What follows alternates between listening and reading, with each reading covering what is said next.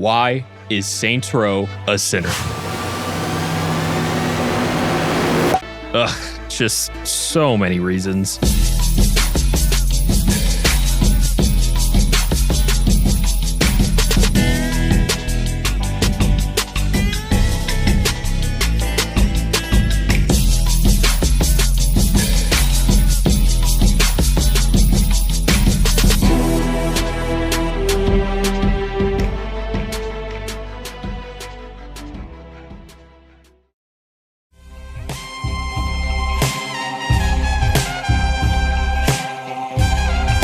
Grand Theft Auto was off limits. Even after my parents let me start playing M-rated games, GTA was still the one game that I was not allowed to touch with a 10-foot pole. It's not all that hard to understand why either. GTA is probably one of the most infamous mature-rated games that most parents will know as the worst of the worst. That's GTA's problem though. It's too well known for its own good, or bad, I should say. But there are other games that are not as well known, at least when it came to my parents.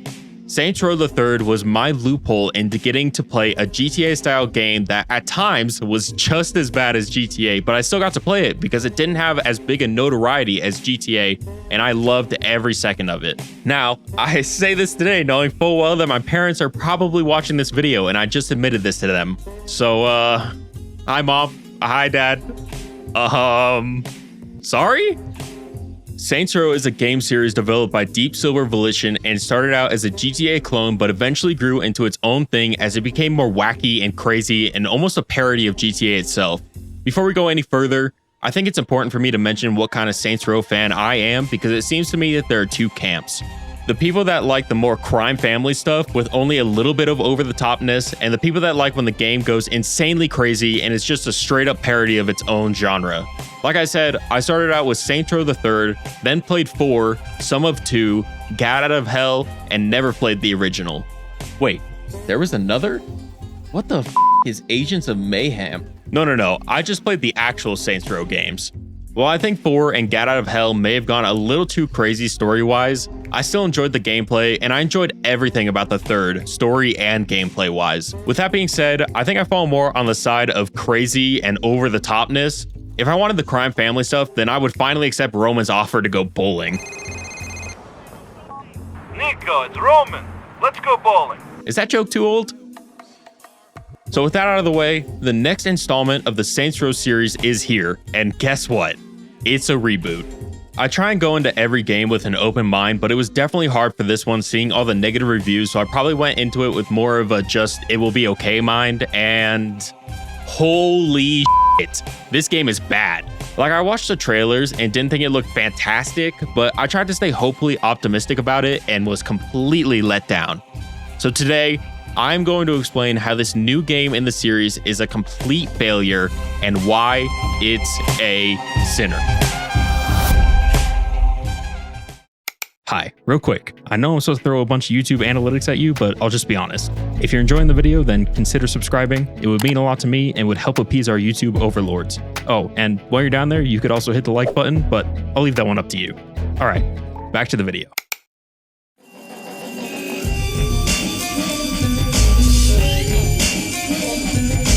We are now almost 2 years into the latest console generation. However, it is still insanely hard to get the new consoles because of many different things. Shortages, the pandemic, and the ridiculous amount of scalpers selling the consoles at insane markups. Whatever reason, it makes sense that most games, excluding the console sellers, are still coming out on Xbox One and PS4 systems as those are the consoles that most people still have. But that does not excuse this f***ing cat. Look at this cat. Now look at this cat. This cat is adorable. This cat has holes and a graphical look that will haunt my nightmares. Yeah, this game doesn't look great. Aside from the cat, the city is the big thing that stood out to me. Buildings are all too similar, so nothing really stands out in the background. Along with that, the colors of the buildings are very dull and muted, which makes them blend into the background of the world and again makes nothing really stand out. I also think there's probably more empty space around the map than there should be, but that's more personal opinion. The thing that really stands out is that this city doesn't feel lived in. Sidewalks feel basically empty with only a couple people around. It doesn't feel like any of the people that you do get to see are living a life either. Cars are at least abundant around, but that's the bare minimum for an open world sandbox like this. What really brings on this feeling of a dead city, and the biggest problem with the graphics, is the terrible amount of pop-in. Bushes, people, cars, trees, you can literally see everything load in front of you. The assets can't load in fast enough, and they aren't even super good looking assets, so I don't understand how the pop-in is this bad. The feeling I got from this though is that I'm not living in a big city where I could be on one side of the map and an NPC could be getting coffee on a different side, but more that the city is only spawning around me and nowhere else. That feeling leads into the dead city that Saints Row has.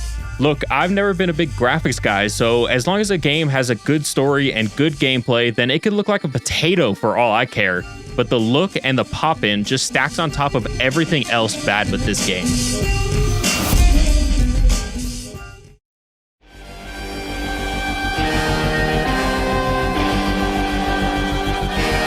This is a third-person shooter, so the thing that you will be doing the most is shooting, which is where we will start. The second I started the game playing on keyboard and mouse, I instantly noticed a heavy amount of aim assist.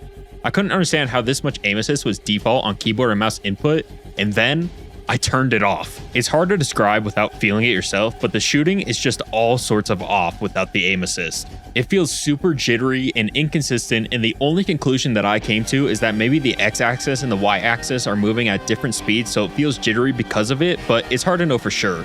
One thing I am pretty sure about is that the developers knew there was something off with it, because that's the only reason I can think of for this heavy of aim assist defaulted on keyboard and mouse, and they also added a feature to automatically shoot destructibles in the environment by just pressing E. Why would you need something like that? Because you weren't confident enough in the aiming system to let the players just shoot it themselves. There is something just fundamentally wrong with the shooting, and it's really hard to ignore, to the point where I just put the aim assist back on. The driving is a much simpler feature to explain. Everything turns like a f***ing tank. I literally had to drift around every single corner because every car wouldn't turn enough regularly. I dreaded every time that I had to turn around in a car because it takes so damn long. What makes the driving experience even worse is the camera. Oh boy, the f***ing camera. It seems that a few weeks before the game's release, the developers did a preview event for reviewers or content creators, and in that version of the game, the camera wasn't locked behind a car, so while driving, you had to drive and position the camera at the same time. Obviously, that's not how it's supposed to be, but the patchwork that they did for the full release feels even worse to me. The camera is now very stiffly locked behind the car at all times, and will aggressively snap back to behind the car after 1 second of me moving the mouse. 1 second isn't an exaggeration either, because I actually counted. 1, 2, 1. It's 1 second. It snaps it back in 1 second. The animation for snapping back is not smooth at all, and is so aggressive that even if I barely move the mouse, I notice the camera snap back. I was literally fighting the camera throughout the entirety of the game, to the point where I had to remind myself to take my hand off the mouse every time I got in a car.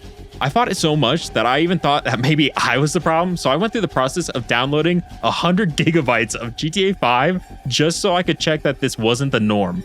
Side note, I also wanted to check if the aim assist was default on GTA 5 PC. It's not. The camera in GTA 5 does snap back to cars like it should, but it takes 4 to 5 seconds to do so, which means that if I'm trying to look at something to the side, I can. It's also a very smooth animation, so if you move the mouse just a touch, you can't really notice it snap back. You might be asking yourself, well, if you were fighting the default camera so much, why didn't you just change the camera angle? Great question. It's because there's only one f***ing camera angle. I couldn't believe that in a third-person sandbox where driving is the main way to get around, there was only one camera angle for vehicles.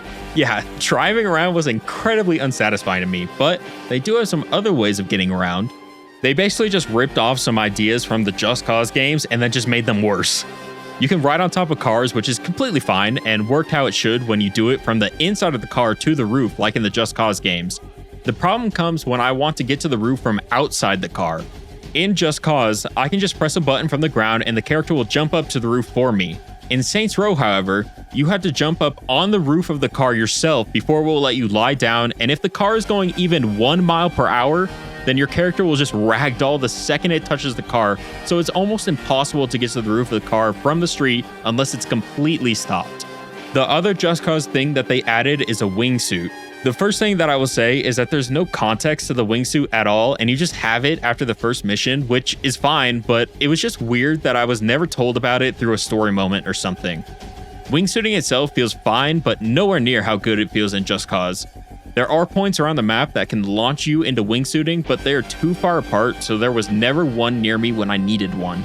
Because these points are so far apart, it makes it hard to stay in the air when you are wingsuiting. Thankfully, they added a feature where you can jump on NPCs' heads to bounce up higher into the air. That's great, right? Right? It would be if the pop-in wasn't so terrible, making it so I can only see the NPCs come out of the shadow realm the last second before I hit the ground. I think I'm losing my mind. Then there's just the miscellaneous stuff that really irked me with gameplay. Not having a shoulder swap in a third-person shooter, even though it's been one of the norms of third-person shooting since 2005. Having incredibly bullet-spongy enemies for no apparent reason other than padding. A towing system for cars that makes the already clunky driving even worse. A sideswipe mechanic to take out other cars, but because every car turns like a tank, you basically can't turn out of the sideswipe and end up screwing yourself. The normal enter key and the numpad enter key not working the same. Putting the mouse cursor in the middle of my screen at the start of every damn cutscene. All of these things about the gameplay on their own are just little things that wouldn't be a big deal if it was just one or two of these. However, when you put them all together and really see how many little things there are wrong about the gameplay, it adds up to a big thing, and that's a problem. I wish I could say that this was everything wrong with the game mechanically, but that would be a lie.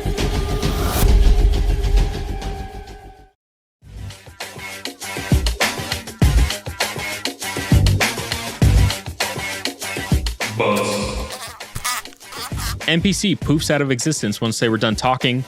Stray car slingshots me into orbit, which could be considered a bug or just a funny moment. T-pose. Weapon wheel says gun has infinite ammo, but switching to it shows that it's empty. No player icon on map to show where you are, which at first I thought was just something they forgot in development until it popped up during one of my sessions, which made me realize that it was a bug that happened during like 95% of my game because it was almost never there. Map GPS and arrows on roads don't line up sometimes, meaning I had to turn around a lot because it was wrong. Towing system was bugged during the tutorial for it because the guys didn't show up, which made me think it was just terribly designed until I did it again later and it was still terribly designed, but at least the guys didn't bug again. Broken animations. Some guns would just shoot more than I would click. Kev's AI broke, so he wouldn't run to the car he was supposed to get in, but eventually just teleported into the car. Where the fuck is Kev? Oh my god, I swear to god if he's stuck or bugged or some shit. What are you doing? Let's go. Instead of just shooting someone through a car window to get the car, you first have to shoot the window to make it disappear, and then shoot the person, which I couldn't tell if that was a bug or just bad design. Mission objective was to escape notoriety, but every time I got away, I could see another spawn right behind me on the minimap. This app straight up just didn't work on the phone. Game-breaking bug where all my inputs stopped working, so no jumping, no getting into cars, no weapons, and no talking to NPCs to start a mission. The only way to fix it was completely restarting my game. Broken animations. A mission to save Kev, but the second I untied him, he got lazy and sat back down. He still wanted to help me fight the rest of the enemies in the mission though, so he was constantly teleporting back and forth from the chair to the fight. Broken animations. Random NPC frozen and floating in the middle of a fight. Broken animations. A mission where I had to shoot these guys on a bridge, but they wouldn't peek out, and if I tried to get up to the bridge, then it would say I was leaving the mission area. I had to wait for all of them to get run over by cars on the bridge because I couldn't find a way to kill them. This is terrible design. I can't believe this is a mission that got through testing. Like, this mission had to go through some kind of testing, right? Player testing? People test this? I think this might be more horrible design than a bug, but it needed to be mentioned. Skip button on cutscenes doubled. Enemy cars spawning right in front of me. T-pose. T-pose. NPC stuck, but then teleports to where he should be for the cutscene. Mission where myself and my companions had to slingshot over a wall, but two of them didn't make it, and then their AI just broke because of it. Had to restart from checkpoint, and then they made it over the wall. Bug where cameras on flying vehicles would zoom in by 50 times whenever I got in one. Getting out and back in didn't fix it either. horrible mission that involved towing sculptures back to the HQ, but if they got too damaged, then you would fail the mission. Terrible idea on its own because the towing system is so shit while driving, but then they throw cops into it, which makes it even worse because now you have to sideswipe while trying not to damage the sculpture.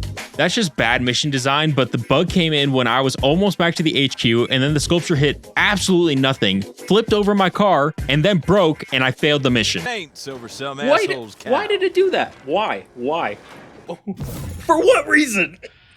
Broken animations. This AI seems a little confused about what it's supposed to be shooting at. Wingsuit got stuck. Flying vehicle camera bug again. Bug where all my weapons were randomly unequipped, and then when I rearmed at the HQ, all of my ammo was gone and I had to go buy more. Player model didn't load fast enough for cutscene. And I think those are all the bugs I encountered while playing this game. What really annoys me about all of this, aside from the fact that you just shouldn't have this many bugs in a game, is that there's a joke in the game where they make fun of microtransactions.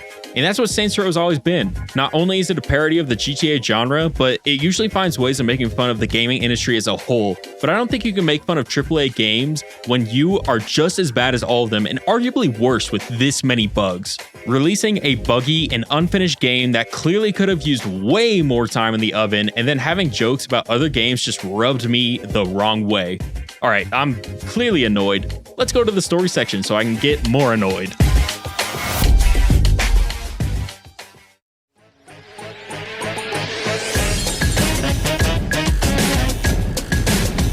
Quick story recap. You start the game working for Marshall Defense Industries, a sort of private military, and on your first day you capture a guy called the Nuwali. You also live in an apartment with 3 other people, Nina, Kev, and Eli. Nina is a part of a gang called Los Panteros, and Kev is a part of a gang called the Idols, and Eli doesn't seem to be a part of anything. Eventually you get fired from your job for screwing up, and Nina and Kev leave their gangs after Eli gets shot at an Idols party that Los Panteros attacked, so they are forced to turn on their gangs to protect each other. Because everybody's now jobless and gangless, the boss decides that the 4 of them should start their own gang. A lot of things happen after this, like finding an HQ, coming up with the name The Saints, setting up illegitimate businesses for money, recruiting for the gang, getting the Saints more recognition, and fighting Marshall, Los Panteros, and the Idols along the way. Eventually, the Saints realize they need more money to pay everybody that they recruited to the gang, so they decide to rob a Marshall train with a bunch of money on it, but they need help to do it. The boss decides that they should break out the Nuwali from prison to help with the train robbery, so they do that. The Nuwali agrees to help, and they all rob the train together. During the robbery, Los Panteros show up and try and rob the train as well, and then the leader of Los Panteros just gets killed in a cutscene during this mission. They get the money from the train, and the boss tells the Nuwali that he should join the Saints. The next mission involves getting more recognition for the Saints again, and you just randomly kill the leader of the Idols in it. The next 2 missions involve Marshall hitting the Saints with a cease and desist because they apparently own the Saints because the boss used to work for Marshall, so you go and kill the leader of Marshall.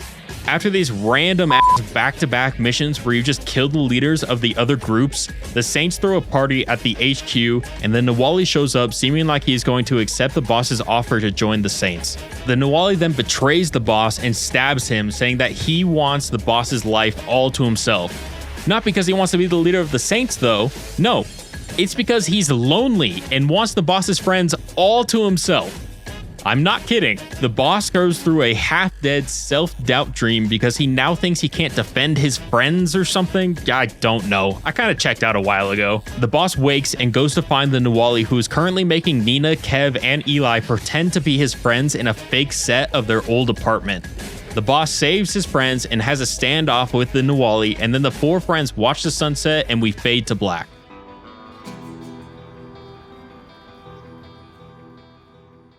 By the way, 2 bugs I didn't mention because of spoilers was this camera shake during the Nuwali showdown, and a quick time event to shoot the Nuwali just didn't show up for me for some reason. Let's start with the characters, seeing as that's what most people are talking about. You know what makes a good character? If I can remember them years after playing the game. Gat, Shondi, Pierce, these are all characters that stick out in my mind as incredible characters with fantastic chemistry and unique personalities from the original Saints Row cast. These new characters do not have those same qualities. It kind of feels like they just made one character and then copy and pasted them 3 more times, but gave each a different little quirk so they seem different. You want to know what Kev's little quirk is? He doesn't wear a shirt. I'm not kidding, and it's something that gets brought up multiple times throughout the story. Look, I don't want to beat a dead horse here because everybody has talked about these characters feeling forced and unoriginal, so I'll just say that yes, these characters don't feel like real friends with real chemistry, and the writing is probably the biggest factor of that. I think the big thing that really annoyed me with the story, well, two things actually, is first, the leaders of the other gangs just randomly dying or being killed in missions where that wasn't the objective. In other Saints games, you get the Saints set up in like Act 1, and then the rest of the game is about systematically taking out the other gangs in the city. This game was basically all about setting up the Saints while also fighting other gangs in the background, and then the leaders just die back to back to back so they could get to the ending. No setup, no prep missions on how to take down the leaders, nothing. Just dying missions not even about them, which I think is just so dumb. The second annoying thing is the Nuwali. Just everything about the Nuwali. Think about this, right? You spend the whole game setting up the Saints. Like every mission is about it, and then you get to the ending, and the final villain has nothing to do with the Saints. He's just a lonely dude that wants your friends. It felt so out of place, and it felt almost too crazy from the Nuwali. Like his level of crazy that you see throughout the game didn't feel like this level of forcing people to act like his friends on a film set like some Joker shit. The self-doubt thing for the boss didn't work for me as well, because you never see him doubt anything he does throughout the entire game, and then the Nuwali stabs him and he doubts everything. I think a good villain should amplify feelings that the hero is already feeling, not introduce them. Is that true for every villain? No, but this one was so out of nowhere with the self-doubt that it didn't feel natural. Like there's literally a line right before the boss gets stabbed where he tells Eli, thanks for getting shot, because it led them to creating the Saints, and then the self-doubt dream includes him feeling guilty for letting Eli get shot, and it just doesn't work. There's just a lot of problems with how this story is written, and it leads to a messy plot in the end.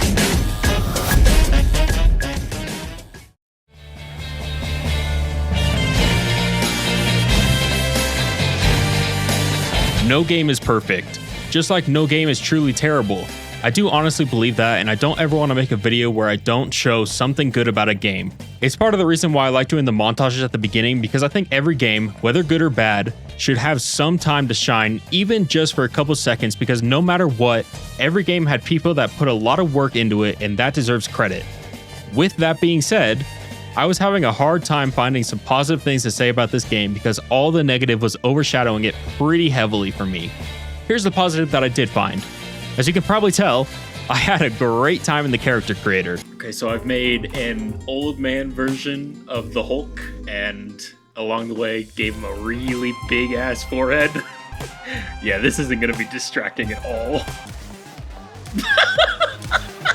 I'm not normally one to dive deep into character creators, but I don't know. I just had fun with this one. I would also be lying if I said that I didn't laugh at all during some of the situations. Yes, for the most part the writing was bad, but it still got a chuckle or two out of me every once in a while. I also had a lot of fun doing the insurance fraud stuff. Even if the ragdolling was annoying when trying to get on top of a car, it's always really good in the insurance fraud. Give this game 6 months to a year, and I'm sure this list could be longer once they iron out a lot of the bugs and fix some of the things that need addressing.